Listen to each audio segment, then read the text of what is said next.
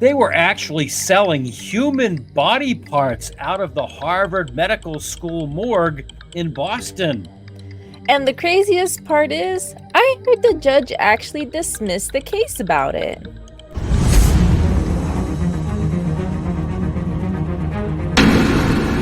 This is a case about people selling human body parts, bones, skin, brains, and more. I'm Lainey Law. And I'm attorney Andrew Myers. And I don't know if you remember, we had done an episode on this almost a year ago in the spring of 2023 when it was unveiled that charges were brought against the former manager of the Harvard Medical School morgue in Boston. And he was actually transporting them to his home just outside of Manchester, New Hampshire, and selling them on the internet and mailing them through the mail through the post office in Manchester. Is that crazy or what? It is unreal to me. It is like a lot of the cases that we talk about on this channel, we talk about a lot of murder cases, and murder in general is crazy to me. The fact that not only is someone taking these body parts and then selling them and people are buying them for sometimes, as we'll talk about a little bit here, less than $1,000 a body part. I didn't know I was that cheap. Like I thought my body had some more value than that. I thought but even just like in our previous video, one of the things that we talked about is that they were so just blatant with this stuff. There were body parts posted on Facebook, getting 50 likes on Facebook. Who was liking that? Like, no, get out of here. Nasties. They're nasty. And before we take a look at the actual decision, I mean, how could a judge say it's okay to sell body parts out of the Harvard Medical School morgue? The fact that it got dismissed is crazy. It is crazy. We're going to look at that. But before we do, just to remind people, this is the case in which, for example, Katrina McLean, the owner of a store called Cat's Creepy Creations in Peabody, Mass., purchased 2 dissected human faces for $600.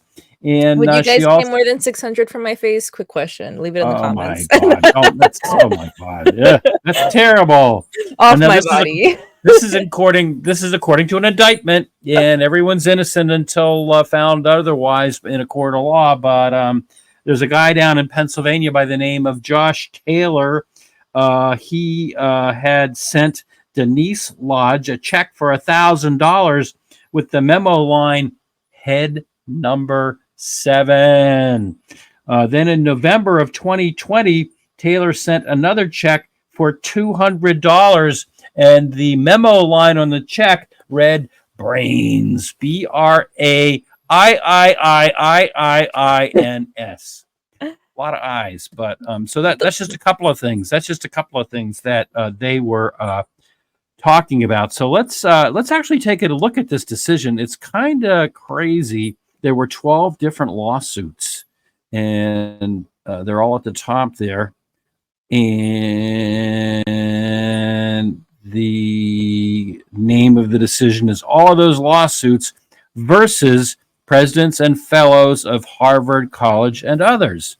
And the judge summarized his decision right here, decision and order, allowing motions to dismiss all claims against the 3 Harvard defendants.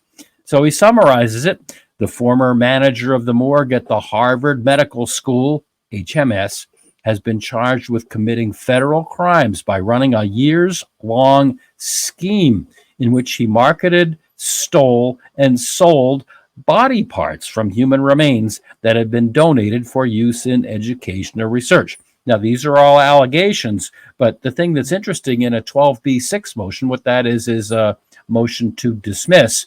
What the court is obligated to do in a 12b6 motion is to say, just based on the pleadings, based on the simple allegations in the complaint, or in this case, complaints, is enough alleged here to rise to the level of an inquiry by the court. And it's shocking to me that in this particular case, the judge said no, and I can dismiss it. But let's take a look at why he said that. The plaintiffs in these cases are close relatives of people who donated their bodies to Harvard Medical School. They are understandably horrified that the physical remains of their loved ones may have been abused and desecrated after the medical school completed its educational or research use of those remains. Most plaintiffs seek relief against Cedric Lodge, the former morgue manager. They all assert claims against the president and fellows of Harvard College, which is the legal name of Harvard University and includes HMS. Some plaintiffs also assert claims against 2 Harvard employees who ran the HMS anatomical gift program. The court will allow the motions to dismiss and all claims against Harvard, Cicchetti, and Fay because the factual allegations in the complaints do not plausibly suggest that these Harvard defendants failed to act in good faith in receiving and handling donated bodies, or that they're legally responsible for Mr. Lodge's alleged misconduct. I find that kind of difficult to believe. Well, one of the things that I had been thinking with this is how does this even slip by? I mean, when you think about colleges in big cities, I've never been to Harvard myself, but I know in big cities, typically you need ID cards to get in. Typically, there's a lot of procedures and a lot of regulation that's going through these things because you have also so many people attending these schools. How is this not negligence on their part is what I don't understand.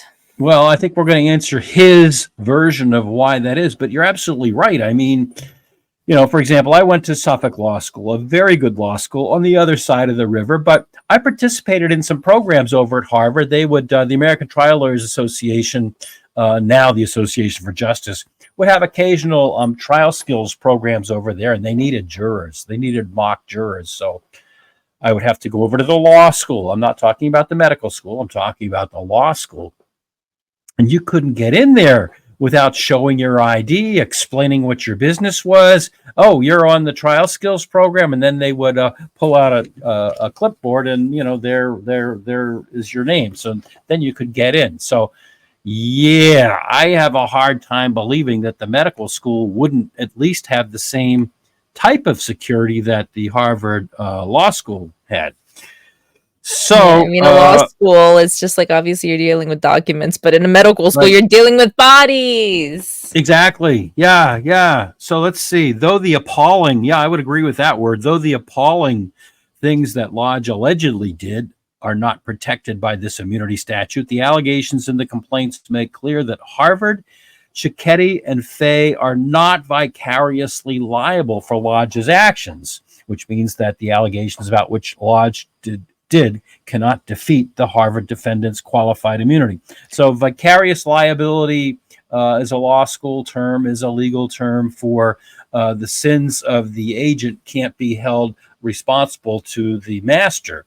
So in other words, if an employee does something improper and outside the scope of their employment, the theory of vicarious liability is that the greater body entity over him can't be held liable. And we're going to talk a little bit more about that, but let's just take a look at the end of the summary here.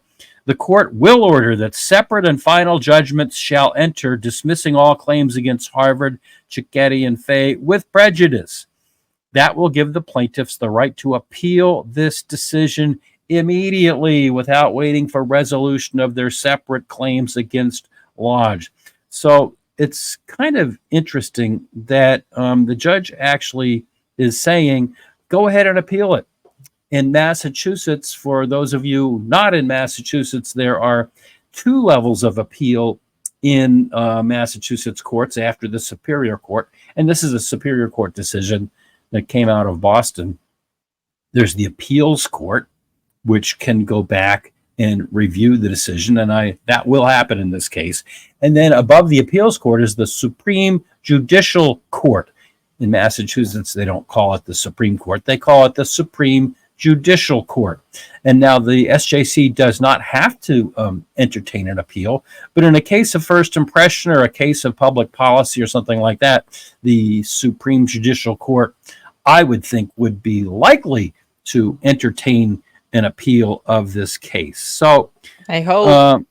What we're looking at now is pictures of some stores And there were stores in Peabody, Massachusetts and Salem, Massachusetts that were actually selling things and items that were made from human body parts. Here's see if I can pause this just for a second.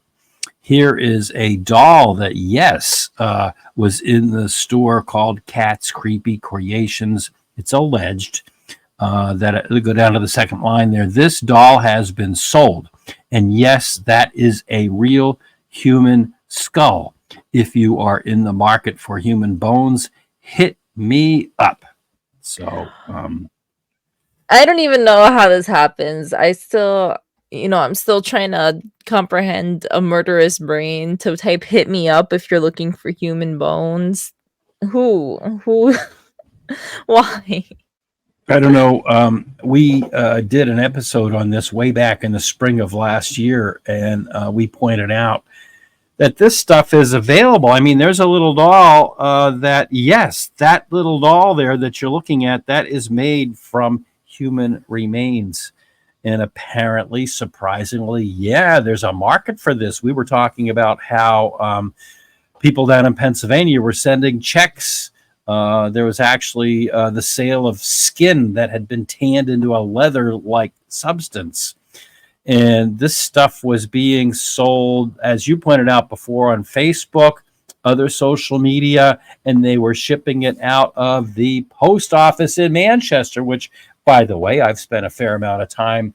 You go to the post office with the stuff you're mailing out that day, and it's in parcels, and you're standing in line, especially around the holiday, with other people with their parcels and packages. And you probably assume that they're sending a present to Uncle Billy or their little niece Sally, and maybe they bought him a sweater or a book, and maybe that's what's in those packages. Well, no, the post office that I've been to a number of times in Manchester, New Hampshire, certain people were sending out human body parts, and so it's troubling. Anyone who followed the New Hampshire primary and watched anything on TV saw Goffstown, New Hampshire, which is where Cedric Lodge, the alleged perpetrator of all of this, lived. He lived in that town, and Goffstown is the home of a very famous college where all the candidates go, and they have forums, and the TV networks and stations all go there to interview all of the professors about their political insight into the primary and who's going to be our next president. And so that's the same town, Goffstown, New Hampshire. So, it's people say, oh, this was just a small little town and nobody really knew, and these things can't happen here. Guess what? It's crazy that we're only going to be holding one person liable for this when clearly it was a systemic issue. Who's to say this wouldn't have happened with anybody else?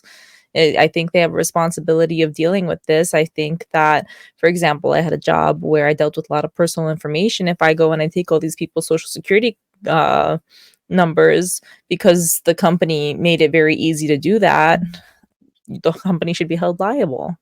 Well, yeah, but you just touched on something that the company made it easy for you to do. Now the company is primarily liable, not just vicariously liable, but if the company did something to make this easy for you, hypothetically, of course, to Clearly steal, it's easy for them.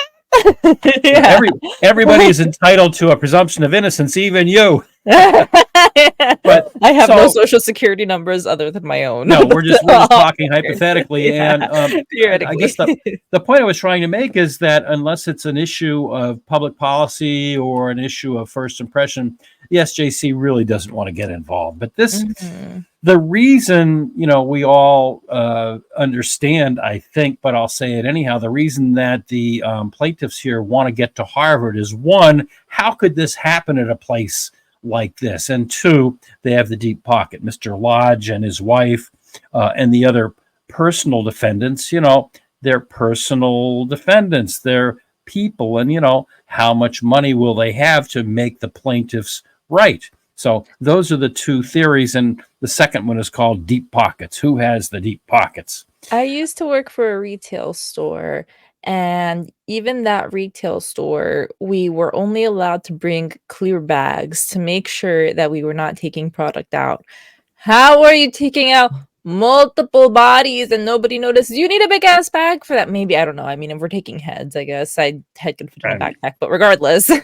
Yeah, and I've worked in offices. I did a lot of office work in college and law school to help pay the bills, and it was known that people would take pencils and paper and criminals. But I mean, yeah, they did watch us as we came in and out because we were college students, and I mean, I think there's a little bit of pilferage of that sort of thing, but I mean, you don't walk out of there with a photocopy machine. You don't walk out of there with a computer. You don't walk out of there with a body, which with is someone's arm.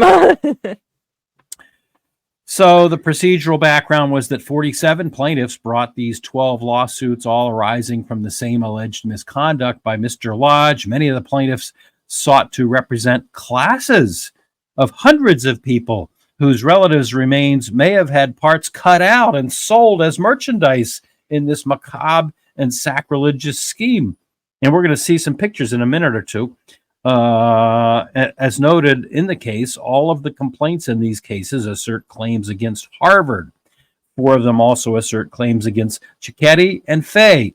All but 2 of the complaints assert claims against Lodge. And then they go deep dive into the type of claims against Harvard.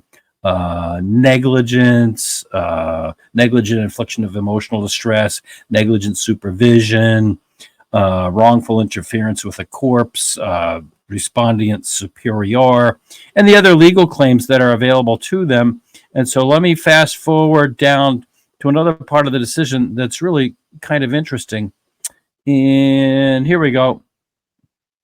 The shield that the court is putting up against this lawsuit is the Uniform Anatomical Gift Act. In 1971, the Massachusetts legislature adopted the original Uniform Anatomical Gift Act to govern the donation of human bodies and body parts.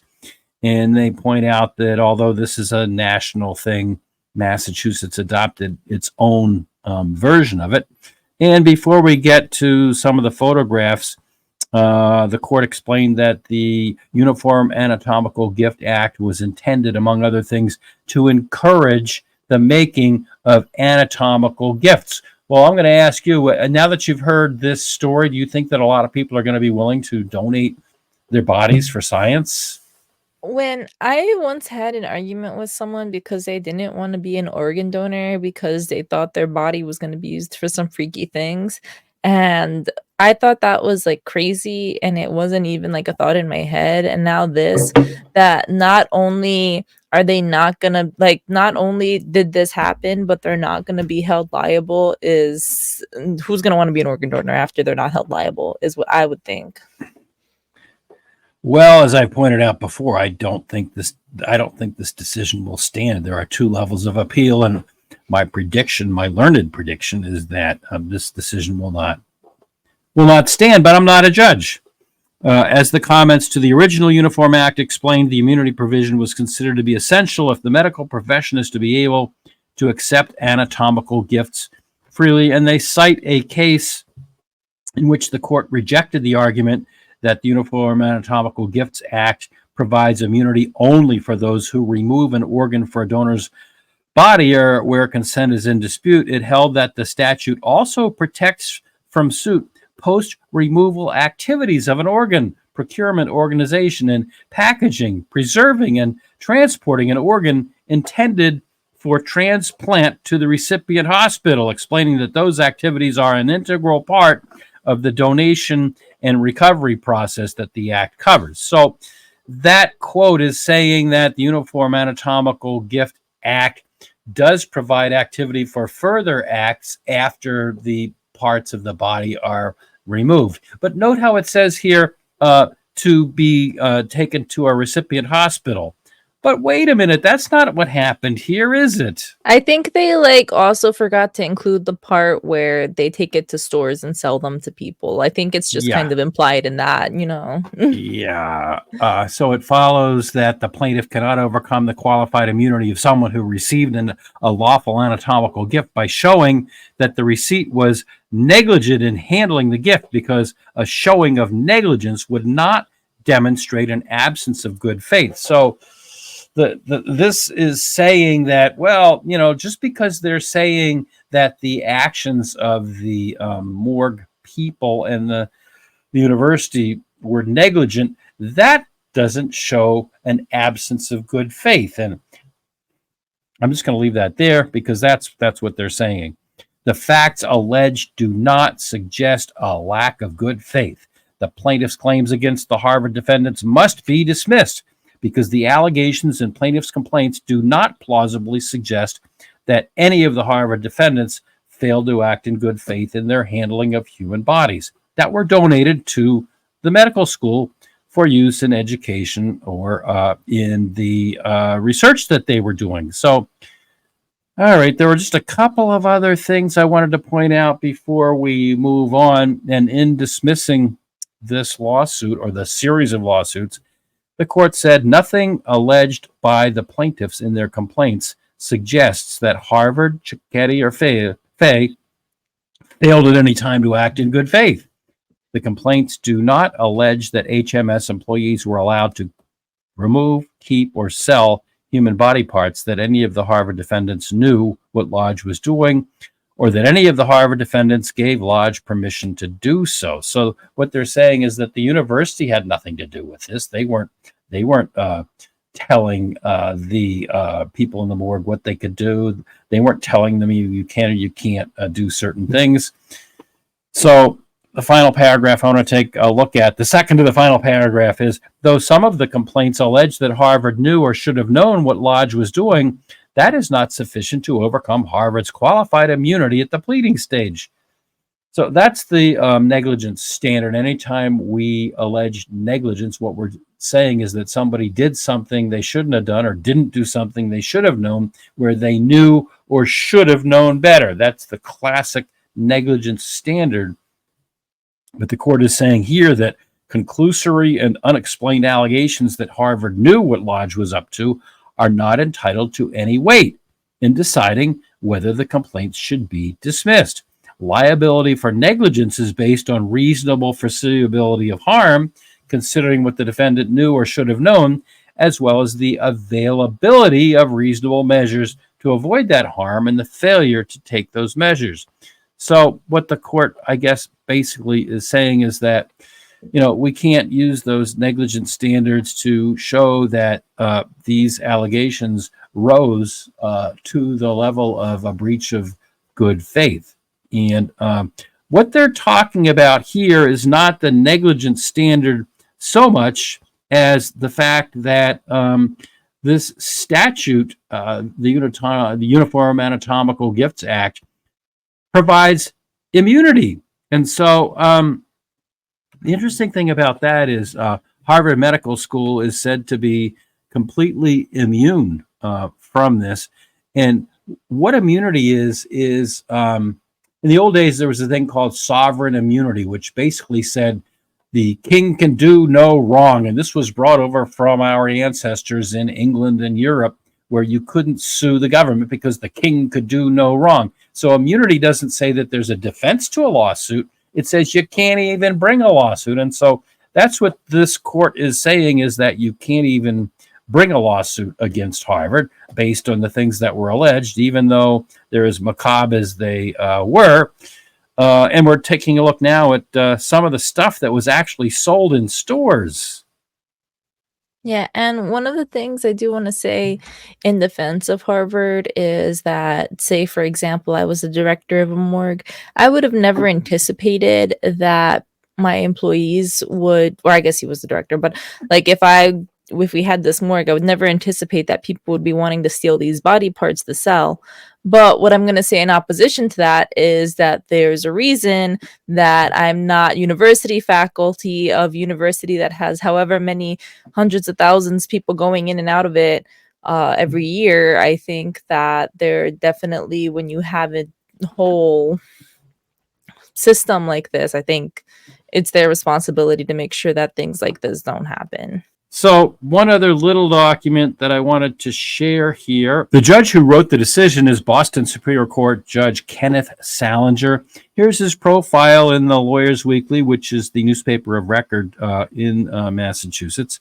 That's the judge, and let's take a look.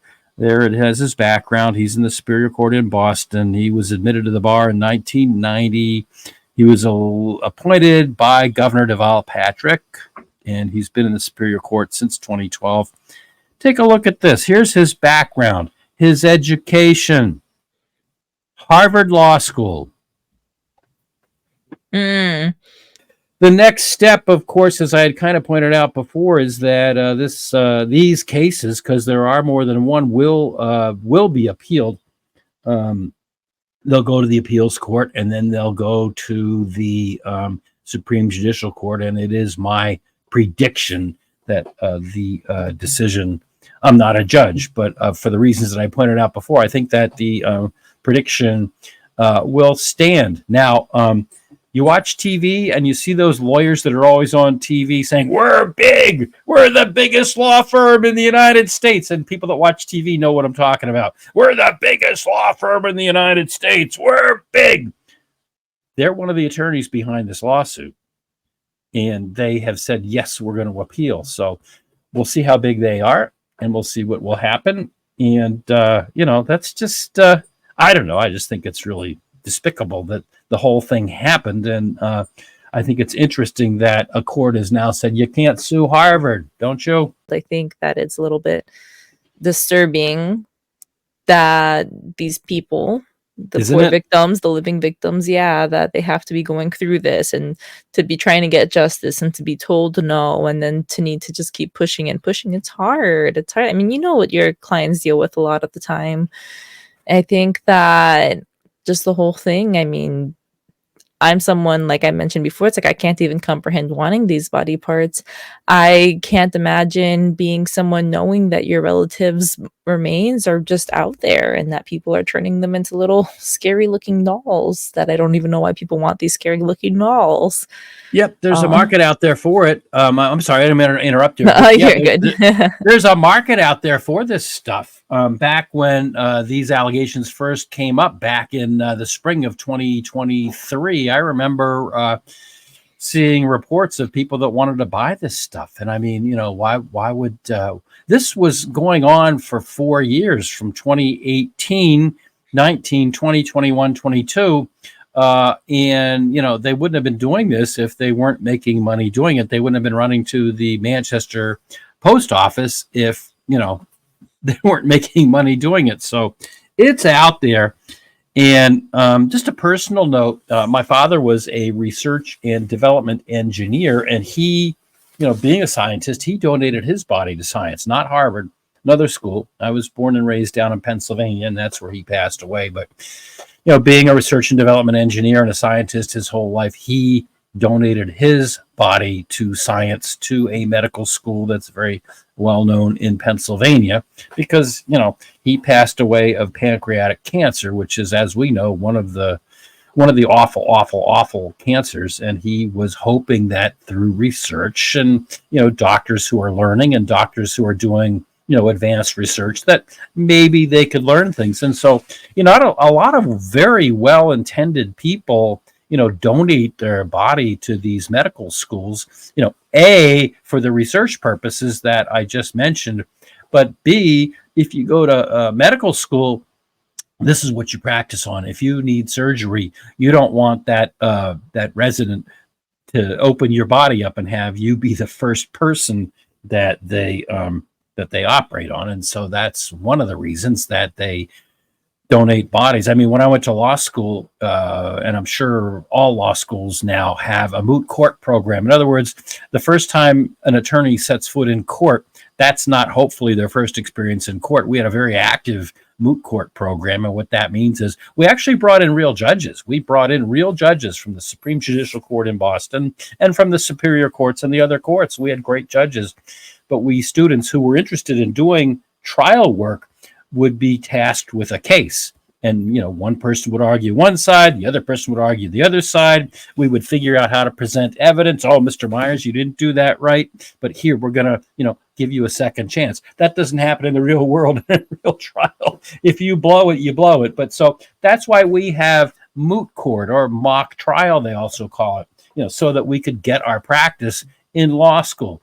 And the analogy is that in medical school, hopefully the medical school students have these cadavers to practice on. And so that certainly is not the intent that, people have, that, their bodies are going to end up in a storefront like we just showed you. So, And I do want to say, it's because even though I've been kind of harping on the people buying these parts, I do, like, as weird as I think it is, I put less blame on the people buying them than the infrastructure that allowed these bodies parts to even be distributed as they were, and the person doing it. I think obviously the person that's collecting the body parts and stealing them in the first place is, the most wrong, because I think that's a little sociopathic to not care about humans to that degree.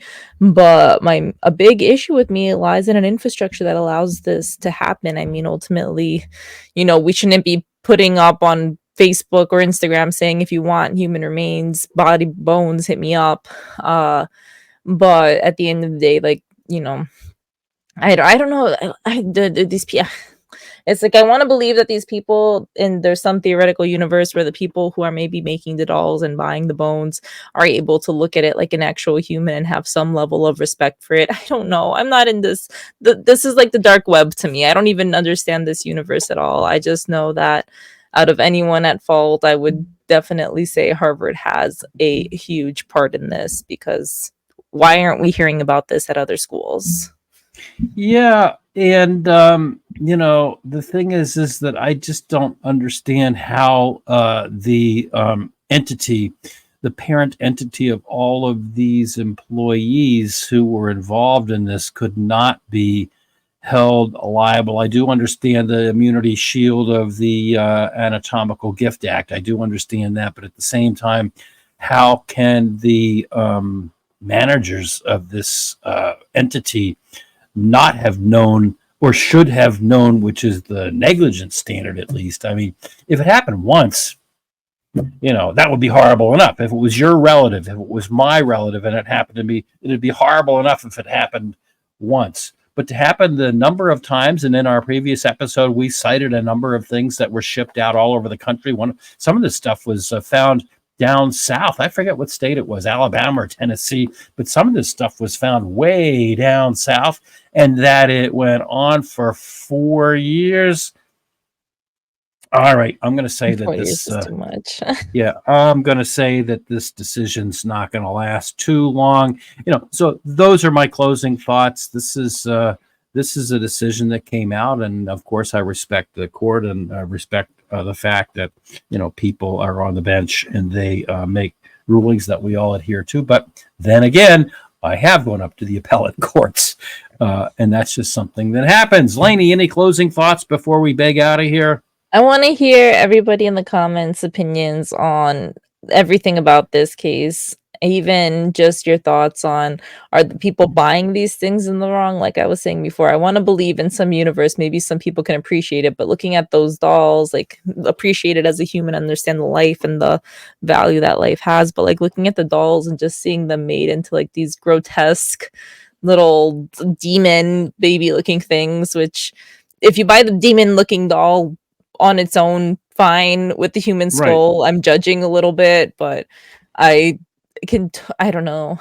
I can see someone buying something like that, not really noticing the severity of what they're buying or the significance of it, and not be a kind of person to try to be ripping off human skulls and trying to do things like that. So I can't. Look at that. It's like, oh my god! Like, oh, I'm gonna pause it right here because I bought this year. I don't know why I like Halloween. I've always liked Halloween. Everybody exactly, yeah. Everybody that knows me know I put up a bunch of pumpkins in my front yard in October, and I put up some other displays. I have a thing that says "Happy Halloween." It's pretty innocuous. And I do have a couple of skeletons. One of them is stored about 10 feet from where I'm sitting right now. Is it the But 20-foot one? No, last year I bought a 12-foot skeleton because my neighbors, you have to keep up with the Joneses. My neighbors bought a 12-foot skeleton and put it in their front yard, and I said, really? So I went out and I bought a 12-foot skeleton, and I needed the grandkids to come help me put it up. And in fact, the neighbor actually came over and helped me. But then they went and they bought the 20-foot one. So it's all in good fun. It's all for Halloween. It's a joke. It's a prank. It's whatever. But never would I have thought, had I walked in front of the storefront that I'm showing right there, never would I have thought for a second that stuff is real. Yeah, that's it's kind of what I just, was thinking. It's like if it's like the skulls, like if they look like human skulls, like but it's not a human skull, it's different. I mean, some people have like their house decorated for Halloween all year round. So even though obviously I like pink, so it's like I can see people buying these dolls. there's a pink one right there. See it right in the center? Oh yeah, I needed that one. You want me to buy you that one? Yeah. Exactly. No, oh my So God, I mean, if I had walked by the store that we're looking at the picture window right now and seen that stuff, I would have said, "Oh, isn't that cute? That's for Halloween." But no, look at that bone in the middle. That's like a real human bone. And look at those skulls. Those are real, actual human skulls. And I mean, yeah, I'm looking forward to seeing what our commenters have to say. If you are someone that collects this stuff, or if you let us know know if you would somebody, buy this. if you know I don't know somebody if that implements you, but it's all anonymous, of course, because most people that comment, we have no idea who they are. I mean, so it's all anonymous, and the interesting question is, obviously the Cedric Lodge and his wife and the others, they face criminal liability, as I think that we indicated earlier. They face criminal liability, and there has been a case brought in the federal court. But the thing is that those are criminal charges. What we've been talking about until now, these are civil lawsuits. There's a distinction, criminal, civil, and the civil lawsuits obviously are about compensating the people who have lost their family members for emotional distress and other negligence claims. That is different from a criminal case, which these people are now facing charges. So I guess that's it. Yeah, I would like to hear in the comments if anyone actually has any of these things. If anybody has walked by, Salem, Massachusetts is a huge go-to place around Halloween. I know people that just go there every year. I know people that have come from all over the place to go to Salem, and because of the witch trials. Salem has become a really big tourist destination around the holidays, around the Halloween holiday. I would love to know and hear from people that have walked by these stores if they had any inkling that this stuff was real. And if so, what did you think? like there's gonna be like 3 people in our comments that are just like, oh yeah, I brought like a little femur from there. Because it's like I think about people who, like, I'm not this person, but some people have like deer heads in their houses or like bear rugs. So I don't really understand what's going through those people's heads when they get the animal things to have around the house. But that's kind of my justification for being like, well, maybe there's somebody that wants this hideous, ugly looking doll in their house. That probably took tens of hours to make. I mean, as I'm an artist, I love art. I can, I don't want to make that doll, but I can understand that doll probably took a long time to make. So, yeah. Don't like all it. right. Okay. So, give us like, your comment, comments. and subscribe. Yeah. Yep. Like, comment, and subscribe, and we will read a lot of your comments. We do read a lot of your comments. We didn't this week because this is kind of a new topic for us. We haven't done this one before. Well, we did actually, but it was a long time ago. So we do read a lot of your comments, and be polite, be respectful. If your mother didn't tell you, I'll tell you now. If you don't have anything nice to say, don't say it. Although, we don't mind criticism. We don't mind people opening our minds to new possibilities. And yes, we have actually gotten some ideas for rabbit holes to run down in our future podcasts from our viewers. But you know what? Be polite, be respectful. And with that, Lainey, any closing comments before I gavel out of here? Let us know if you want us to do more freaky cases like this.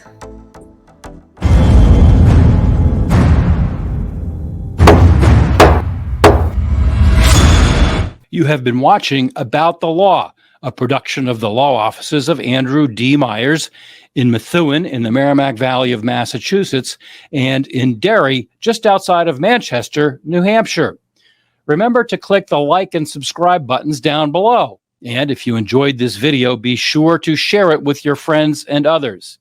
If you'd like to talk to me about an injury case, a car accident, a slip and fall, a serious bodily injury case, or some other case, please feel free to contact me. I'd love to talk to you. You can contact us through my website at attorney-myers.com.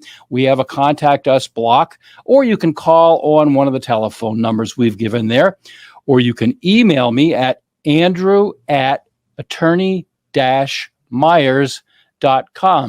The foregoing is offered for informational purposes only. It is not intended as and does not constitute legal advice. Laws vary widely from state to state. You should rely only on the advice given to you during a personal consultation by a local attorney thoroughly familiar with state laws and the area of practice in which your concern lies. This podcast must be and hereby is labeled advertisement in some jurisdictions.